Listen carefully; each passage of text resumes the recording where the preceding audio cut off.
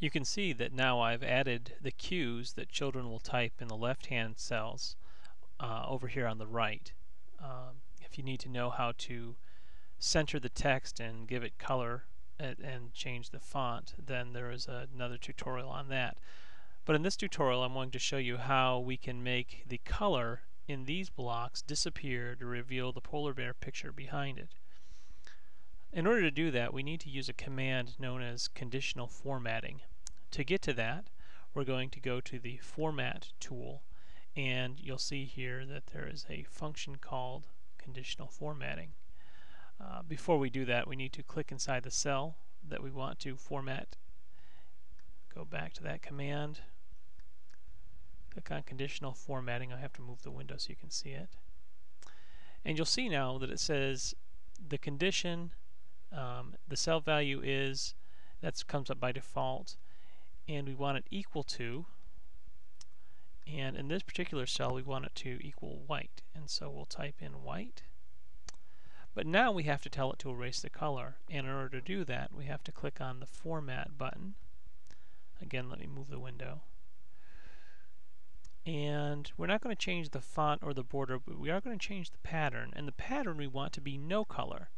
And the no color will erase the blue and reveal the part of the polar bear picture. We'll hit OK and hit OK again, and let's just test it out.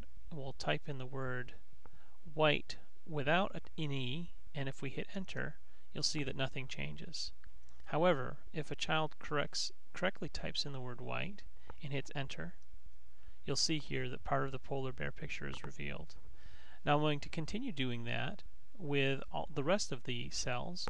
Just to show you one more time, I'll click in the cell that I want to format, go to Format, Conditional Formatting. I will go to the cell is equal to, and that cell will be equal to nose. Oops, nose.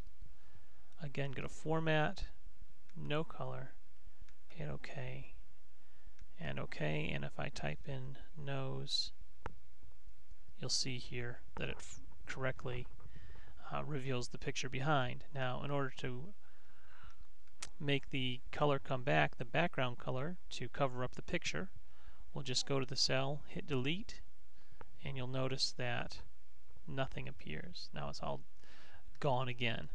In the last step, I'm going to show you a process by which the students will only be able to select and change these particular cells, because as it stands they can select and change these, which might mess up the game for other children playing the game.